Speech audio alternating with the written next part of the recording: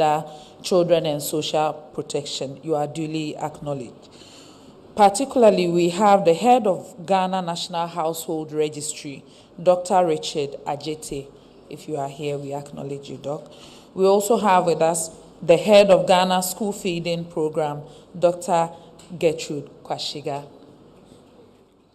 We are also joined by the Acting Director, Department of Children, Mrs. Florence Aisikote. We are also joined by Director, Department of Social Welfare, Mrs. Comfort Asari. Also with us this afternoon is Head of LEAP Secretariat, Mr. Miles Ongo. We also have with us the Head Human Trafficking Secretariat, Ms. Abina Anobia. We have with us the Head Domestic Violence Secretariat, Ms. Malonin Asibi. We are also joined by the Chief Director at the Ministry of Gender, Children and Social Protection, Dr. Afisa Zakaria.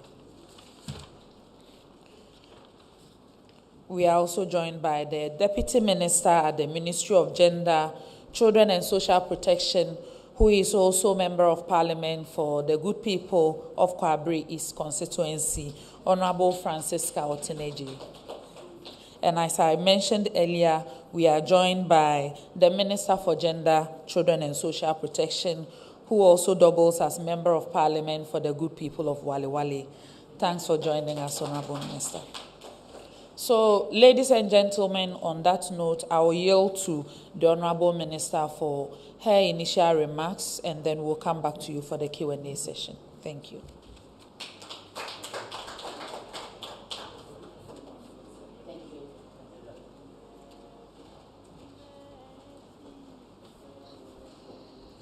Thank you, Honorable Deputy Minister for Information.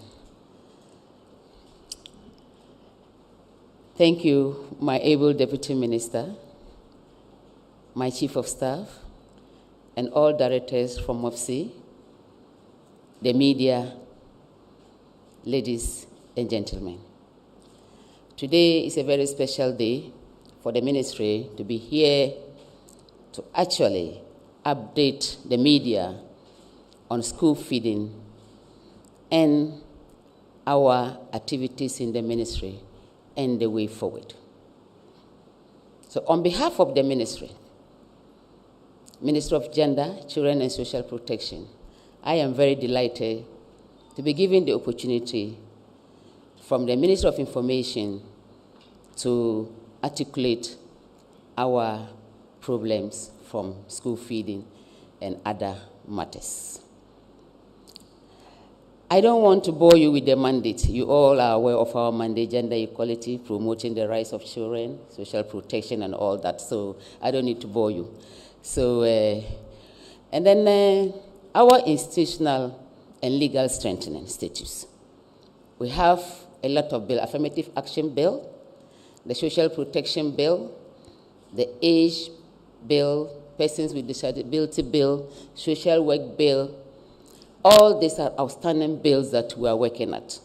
And most of them, like the affirmative action bill, has gone to cabinet, it has been reviewed, and we are finalizing it for cabinet approval, then submission to parliament. Then the age bill is at the AG level, and very soon they will also finalize, and then we will table it for onward submission to parliament.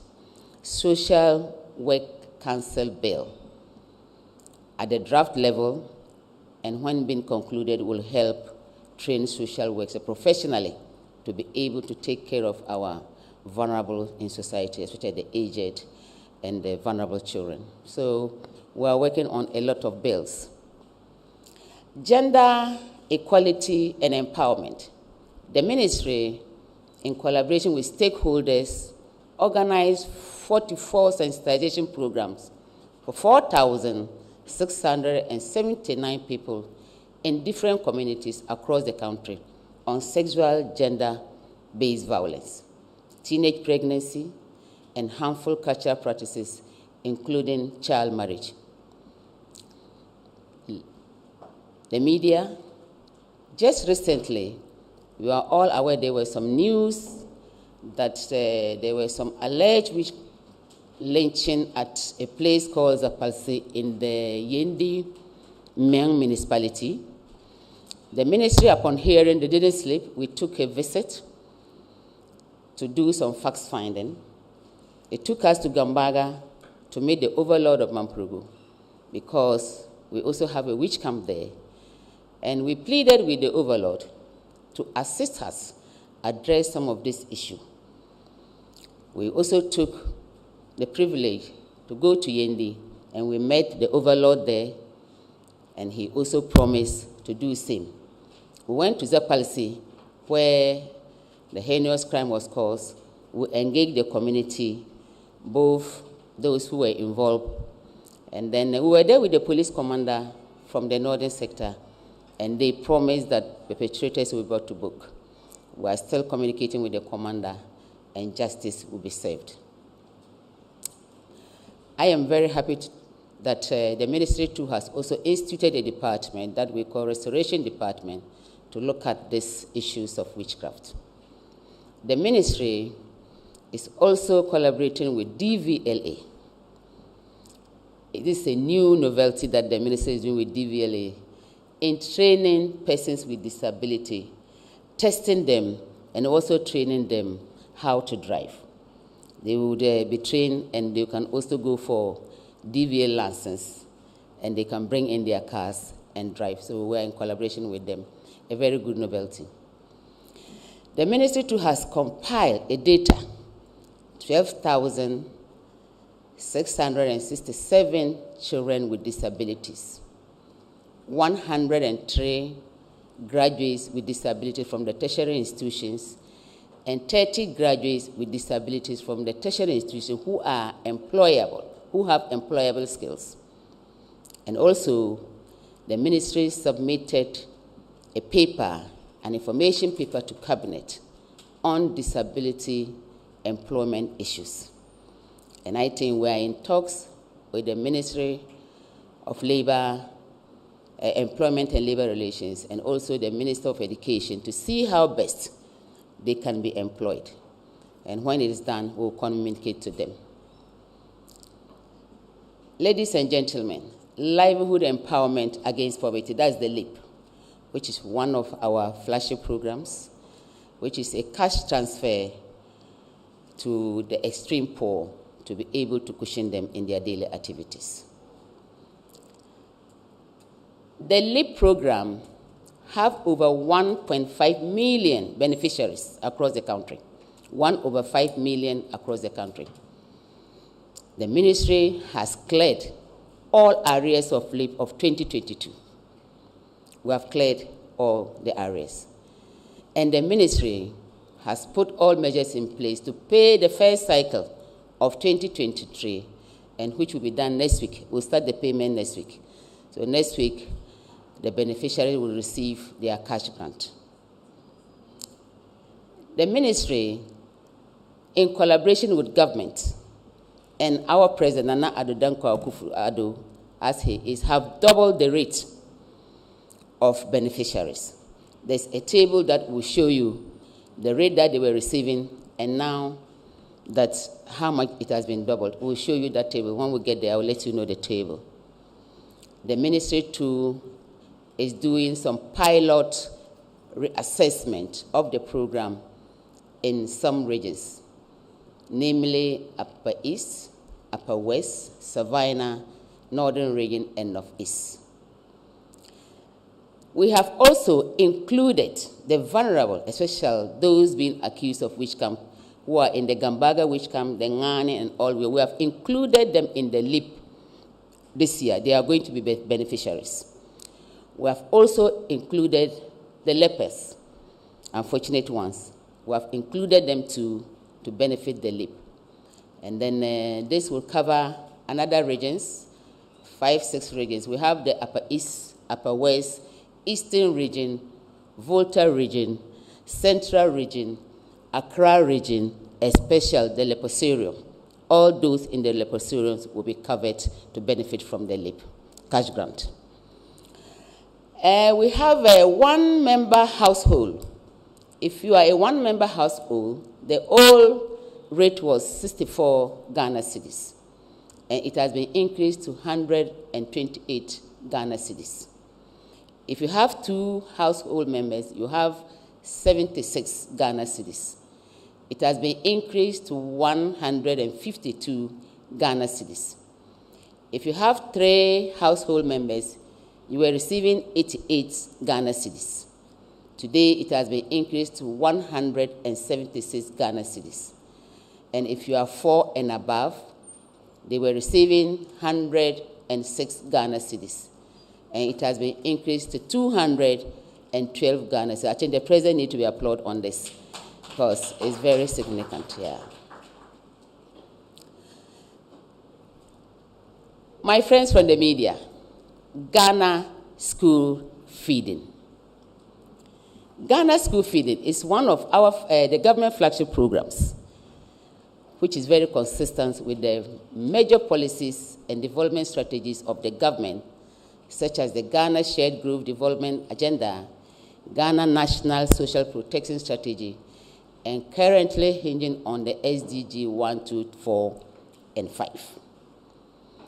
So these are the reasons why the Ghana school feeding is working. There has been considerable growth. Before I continue, let me say I want to applaud the caterers. At least they have been patient all through for their payment. And I want to assure them that we are doing all what it takes to solve all the problems that they have brought to my table. All the arrears, the outstanding bills, the 4 days cooking bills, everything have been tabled, and we are working around the clock, and definitely we will solve all those problems. So if you look at what was happening, then the Ghana school feeding program had 1,671,707 beneficiaries in 2016. And this has increased to 3,801,491 in 2023. And this covers 10,832 public basic schools. And that is from the kindergarten to P6. It's huge. So what we have done, the following cost per meal, per day, per child, was increased from 8 pesos in 2016, 80 pesos, sorry, in 2016 to 1 cedi. Friends from the media, in 2023, the cost per meal, per child, per day has been proposed as 1 cedi, 20 pesos, as we stand now. 2023 academic year, the cost per meal, per child, per day has been proposed as 1 cedi, 20 pesos, as we stand now. And we are still in talks with the Ministry of Finance to see how best, if it can be reviewed, we will let you know. But as today, we are with 1 cedi, 20 pesos. School feeding program continued to provide employment for 34,350 caterers.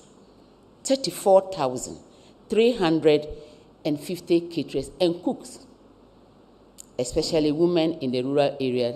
It supports them to get some income and also support them to help pay some of their their children's school fees. And also, it helps the farmers within our communities to also get money, and that goes a long way to boost the local economy. So it's a very laudable project. The program is currently an electronic monitoring system which provides real-time data to enhance service delivery. So the program now, we have given them, the coordinators, some laptops, some tablets, and we have trained them to use some apps. They would let you know that this caterer has cooked here, this caterer hasn't cooked here, this is the number of people that they have cooked. So we train the coordinators and even those in the assemble to give us, and the head teachers all have been trained to use the apps to give us the update, and that will feed into the electronic app that we have. The program, payment of caterers. Payment of caterers. The program, as at April 2023, the ministry, in collaboration with Finance, Ministry of Finance, paid for the first and second arrears of 2022 academic year. I want to repeat that one. As at April 2023, the ministry, in collaboration with Ministry of Finance, has paid the first and second term arrears of 2022 academic year. 2022 academic year. I want to give the assurance here that next week, caterers arrears will be paid. We have done all the validation, we have done the auditing, and I want to ensure that the auditing and due diligence is done. And it takes time because you could see that the numbers are very voluminous, in thousands. So you need time for the auditors to go through and make sure that every caterer who has cooked have been captured and will be paid. So this one takes time, and they have to bear with us when their monies are not coming in good time. Certainly, we will pay them, and next week we are paying. The third term payment for caterers for 2022 academic year. I want to emphasize on the third term payment of caterers for the 2022 academic year. 11,052 caterers files have been cleared for payments. 11,052 caterers files have been cleared for payment. Gentlemen and ladies of the press, some caterers did not cook during the third term of 2022 academic year due to certain reasons that maybe later on when we meet them we'll know, and they will not be paid. Some caterers did not cook the third term 2022 academic year, and they will not be paid. 76 caterers payment are pending. 76 caterers payment are pending as a result of challenges with their e-switch card mismatch with names and the numbers. So definitely they will come forward, we will do the correction, and immediately they will be paid. I want all of us to take note that the caterers under the program are paid based on number of days cooked within a term. As a caterer, you are being paid based on the number of days you cooked within a term. So if we have 67 days and you don't cook 67, and Abna cooks 67, and you cook 60 based on maybe you were not able to cook, you are going to be paid 60 days, but Abna will receive 67 days. That's the difference that we need to explain for caterers to know. So it doesn't mean that because Abna, I will see Mansa are taking 67, you should also take 67, no. Because the report that we receive from the regions, the head teachers and everything shows that you only cook for 60 days. So you are going to be paid 60 days. Because caterers have been always coming forth and they paid somebody 60 and paid me this. So we need to let them know why normally the payments are not the same. So this is the reason why the payments are not the same. Caterers arrears are being compiled and will be resolved. We are compiling all the arrears. I have set up a desk officer in the ministry for everybody to bring in their arrears problems. They have been bringing them, so we are compiling them. And when it is done, we'll talk to finance and see how best those genuinely ones can be paid. So we are ready to work and then pay the arrears, all arrears that are due caterers. We have also developed a software, and this software is going to manage the Ghana school feeding data. This software, we are going to include all caterers. We are going to include all beneficiaries, the people. We are going to include all those who are cooking. And then we'll have, and the GES will also provide us with their data so that we know the number of schools, the number of caterers, the number of people that we are feeding. So in the next, just the next 1 or 2 months, every caterer by data will be picked with fingerprints so that transparency and accountability will be key. Ladies and gentlemen of the press, the ministry will continue to implement planned activities and monitor the program at its enroll. Because this is a very laudable project, you can agree with me that this program has retained a lot of people in school. And that's why we're having the huge numbers of beneficiaries to this program. So I want all of you to join us to help fine-tune school feeding for the betterment of our beloved Ghana. Ladies and gentlemen, thank you for your understanding.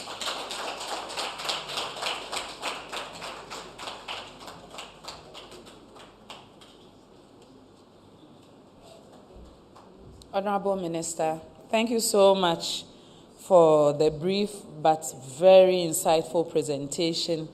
I was happy that Ministry of Gender came here and they have a lot of solutions. This presentation was full of solutions and no problems at all. So I was particularly excited, and I know that there may not be any questions or too many questions. But of particular interest is the fact that Honorable Minister mentioned their collaboration with DVLA so that they can curate a program for persons with disability for them to be able to drive. You have no idea how impactful such an innovation will be in our country. Improved mobility and access to so many things, so that the fact that you are physically challenged does not mean you will be confined to a particular place. I believe it will open a lot of opportunities for our brothers and sisters who are living with disability. So I believe this is a story that I'm just so excited about, and I believe it will be well received by Ghanaians. On school feeding, Honorable Minister mentioned that in 2016 there were 1,671,777 beneficiaries, and as of 2023 we have 3,801,491 beneficiaries. I don't know if we can give a bigger applause to the Ministry of Gender for such an expansion, and also the improvements in the disbursement that they are giving to caterers, so that the quality of meals can also be improved. So, Honorable Minister, thank you so much. There is so much you spoke about, but I believe the Q&A session will elicit more explanation from your end. Ladies and gentlemen, on that note, the floor is open. If you have any question, kindly mention your name and affiliation and proceed to ask your question. Yeah, Nana, and then Musa. Nana, please. Yes. Good afternoon, Honorable Minister. Good afternoon. I think driving... Your name and affiliation for the benefit of Honorable Minister. I don't know her name. I don't know. Your name and affiliation. Okay, my name is Napoku from Daily Searchlight newspaper. Okay. Honorable Minister, I know that driving demands every part of your body working. Before now, I know that there is a law that if you are handicapped in the way, you will not be given a license. So I don't know how you were able to, bring in this idea or novelty of allowing disabled people to drive. And what type of vehicle are you considering? Is it commercial vehicle or private cars or what? So if you can be specific on those things, I'll be very happy. And then if we look at the cost per meal per child with only, let me say that, poultry 1 cedi 20 pesos, I think it's very minimal, very meager. I don't know, because the creators have been fighting for increment. I don't know if you have a plan to increase it to a certain level, because today's 1 cedi 20 pesos, I'm sorry, it's too low. Thank you. Thank you for the questions, Musa. Thank you very much, Honorable Minister. It's interesting. My name is Musa Lansa with GH1 TV. It's interesting that almost every gender minister has to deal with the issue of alleged witchcraft and the camps. What really is the problem? Why are we finding it difficult to close down these camps? You've met with the traditional rulers. What are they telling you about the challenges with dealing with the camps? And secondly, the issue of politicization of social protection programs. Action Aid released a report a couple of weeks ago, and they raised concerns, especially with school feeding and then the livelihood empowerment against poverty. How are we working to ensure that beyond unknown political people taking contracts for the catering job, we streamline it in such a way that we don't have a situation where there's a change of government and we have people being pushed out of contracts because they are said to be political party affiliates? Thank you very much. Thank you for the question. We can pick 3 more questions. There are some other questions we picked for. Okay. No, good afternoon. Good afternoon. Pastor Femi Opokumi for Kingdom FM. Okay. Your question is, in a week, celebrating menstrual hygiene day. Mr. Amanfo raised the concerns kakra sanitary parts, born a costrodo. Am I calling on the ministry and say they should try say if ombitimini abide in kumakaka which your parts now say be reduce so import duties now also kakra. So the question come honorable say how best in a bit me ayama sanitary parts and can it work rank say tax and poor was on bit me if so send a be affordable their movie idea and almost bit me I found. But I say okay, thank you for the question. Okay, we picked 2 questions from our social media accounts and I'll read them out. But if you still have some questions, we can take 2 more questions. Honorable Minister, there is a question on re-engagement of caterers from one social media user, that caterers' contracts are about to expire and they don't know if the ministry has any intention to keep the existing caterers or re-engage them. There is also a question about transparency and accountability concerns raised by the World Bank. So if you use the opportunity to also explain those ones. Yes, there is a hand. Good afternoon. My name is Noble. I work with TV3. I'd like to find out these, please. So, as the minister was speaking, she noted that maybe they need a little bit of time to compute, the names and how much is owed the caterers. My first question is, what really accounts for the delay? Is it the numbers, or there is no money from the sources the money comes from? And she also spoke about the need to digitize the platforms to pay the caterers. I want to find out how much is usually lost because of the lack of transparency and digitization. Also, the Secretariat is often accused of, diverting funds. How true is that, and what are the plans towards that? My last is efforts to, increase the number of beneficiary schools. If there are plans to do that, and how will the Secretariat or the ministry fund the increase that will come as a result of that. There's also, in the IMF report, there's a lot of mention of the school feeding program, that it will better target it, also increase budgetary allocation for the school feeding program.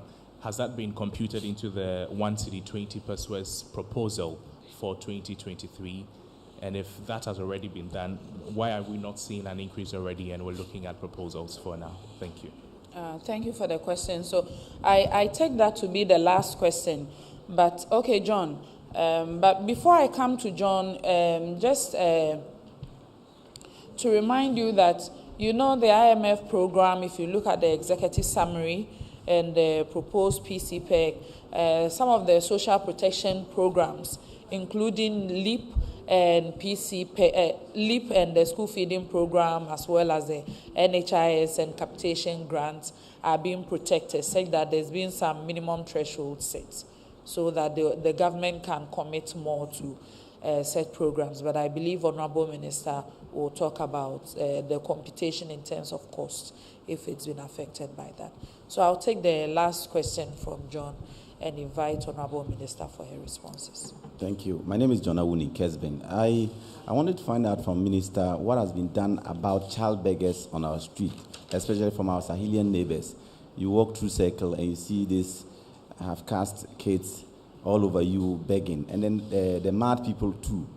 Around Circle, every Sunday you see people going around giving them food at Circle, at so many locations. What is being done about that? Thank you. Thank you for the questions.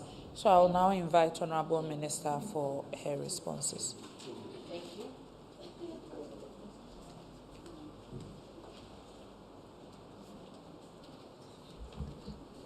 Thank you, Honorable Deputy Minister.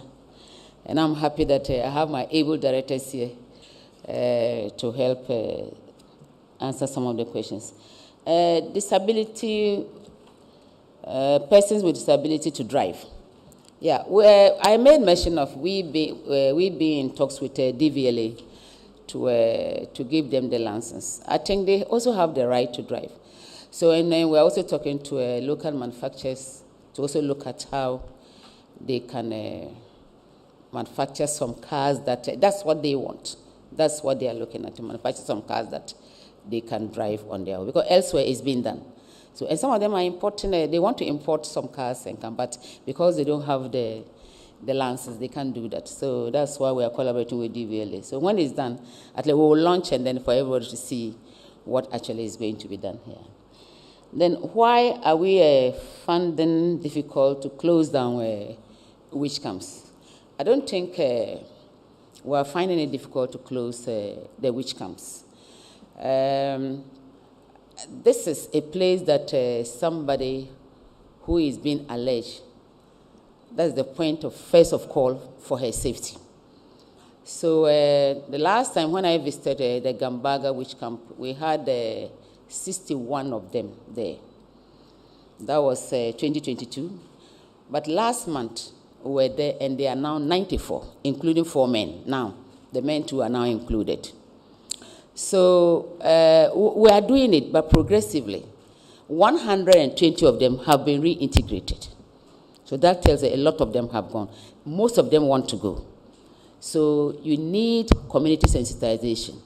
You need to sensitize the community that the fellow is coming from to accept her back. So that's what we are doing. We are engaging all those communities until everything is done. And then sending somebody back is not easy. Some of them have their personal needs that they feel that if they get, they'll be comfortable. You need to look at holistically all this before you send them back. So definitely, we would one day close it, but progressively. We can't just say we are closing today, no. And then we are also looking at building age homes in all the 16 regions. So that at least it should be age homes. So that at least if I'm old and I don't have somebody to take care, at least there should be a shelter for me somewhere. It happens elsewhere, so we are looking at that. Then school feeding, politicization of school feeding. I don't know that one because we don't know, you can't actually pinpoint who is who or this caterer belongs to A or B. No, you can't. Because this is a number that is 30-something thousand. How do you say who belongs to who? I think there are a lot of myth and perception around it, thinking that any government who is in power satisfy his people and all those things. But as where I am, I don't, because I see even some people coming to me with complaints that I know they belong to some political party, and we resolve the problem because she has cooked, she has to be paid. We resolve those issues. So it hasn't come into my notice, and we will do our best to see how we can bring everybody on board. Then menstrual hygiene tax. There was a petition in the office last week, and then we are in talks with Finance Ministry and Ministry of Trade to see how best it can be resolved. I think if Ministry of Trade can also engage local manufacturers, we can also produce sanitary pad in our country. Why can't we do that in our country? So that when we produce it in our country, definitely it will be a bit cheaper than the importation. So we are still in talks. When everything is done, I think the Minister of Finance will come out and tell us where we are. Transparency on school feeding.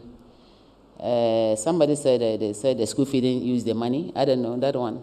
The coordinator is here. Maybe she has to throw more light on that. Delay in payment. It's true. 30,860 something is huge. So when the document is very voluminous, you need to take time. And this people's money, you need to be very careful. She cooked this number of days, cross-check from the coordinator, cross-check from the head teacher, cross-check from the district ensemble before you say, okay, A has cooked. So that one actually calls for delay in payment. So these are the things that we do. And some of them today delay in bringing out the coordinators, how we can get feedback. It's another issue. That's why we give them the laptop. Now, when I even click, I can know who cooked, and I can know the number of days the fellow cooked. So very soon, any of you can sit there and click Saboba, and you know that the caterer has cooked very soon, because we are, the software is almost done. So we'll do that. Software to manage data of school fees. I think I've already mentioned that. The software is being developed, so when we are going to launch, we'll invite the media. Then child beggars on our street. It's true. We have done a lot on child trafficking. We have done some sweeps. We have gone out there with media to send them out, and they come from our neighboring country. We have engaged the embassies, some of the countries that we think they are coming from, Burkina Faso, Nigeria. We have engaged them, and even we repatriated some of them back, about 400 and something. And then they will go and find their way back. And then I always say, why should we give a child of school-going age money? It's business as usual. We also, as a country, should look at it. You know, if a child is 6 years and he's begging, why do you give the child money? If you don't give today, I don't give tomorrow. Somebody doesn't give 1 week, they don't get, they'll go back to school. So it's the culture, our culture of the way we give to these minors. That's why they're on the street. So we should look at it as a country, that you don't give a minor money. On what basis? So it's part of something that if we're able to collectively do in this country, it will solve the problem. You don't give, I don't give. 1 week, he doesn't get money, he goes back to school. So let's look at it. But we are doing all what we can to send them back. And then, like you made mention, most of them are coming from our neighboring countries. So in talks with the embassies, at time you go and they say, okay, for now, we don't have the logistics to send them back, or if you can help. We did, and they are back. So put our heads together with the team and the media and go out there again and see how best we can take them off. Then Madam spoke about contracts of caterers. Yeah. Normally, it's 2 years mandate, right, of contract. So we'll definitely do re-engagement. Definitely, it's part of the requirements that we are going to do. We'll do re-engagement. There are some people who want to opt out freely. They can easily opt out when we do the re-engagement, and reforms are given for you to fill your buy data, because now it's going to be more elaborate than what we had, because now you are going to use your fingerprint, your buy data, everything is being captured, your each suite now. Our numbers are attached to our ID cards. So most of them normally, they miss their phone. So when you even send the money, it doesn't go. And that's why we have some of the problems. But now, even if your phone is missing, we still have your number. We can still do the transaction. So very soon, digitization will take place, and then some of these things will definitely solve. Thank you. And then what is the last one that I couldn't address? Accountability and transparency. And it's the software that will help all of us. When we get the software, you know the number of schools, you know the number of caterers, you know the number of people. As easy as that. Then somebody too made me. Mad people, yeah, mad people on the street. I think this should also include health. Health. Because we have a psychiatric hospital. So health, maybe we will talk to health. With them, we'll see how best we can send them back to the psychiatric hospitals. Yeah. So, increment, you say what? Increment of schools. Come again? Yeah, once, yes, my brother. 1 city 20 pesos. Actually, it's not adequate.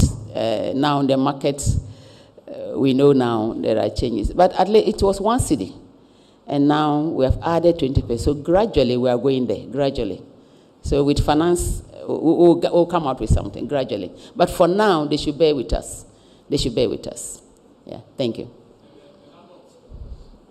The number of schools now. I made mention 10,000 plus schools, beneficiaries, KG to P6. The number of schools to be increased.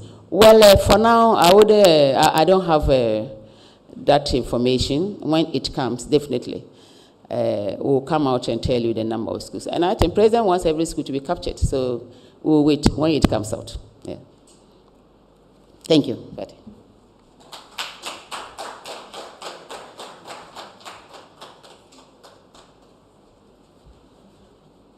Honorable Minister, Honorable Deputy Minister, I believe this has been a very, very fruitful deliberation, and I will count on our friends from the media to carry the story out there so that we can also educate the public about some of the very, very important initiatives being carried out by the Ministry of Gender, Children and Social Protection. And I believe beyond today, you will avail yourself for further media engagement so that they can ask more questions. So thank you so much for making time to join us on a Sunday afternoon. I know it's not easy to come out on a Sunday, but you honored our invitation and we don't take it for granted. So thank you so much for making time. And thank you, ladies and gentlemen, for joining us today. And finally, to GTV and all media houses for the live coverage and also the patronage. Thank you and good afternoon.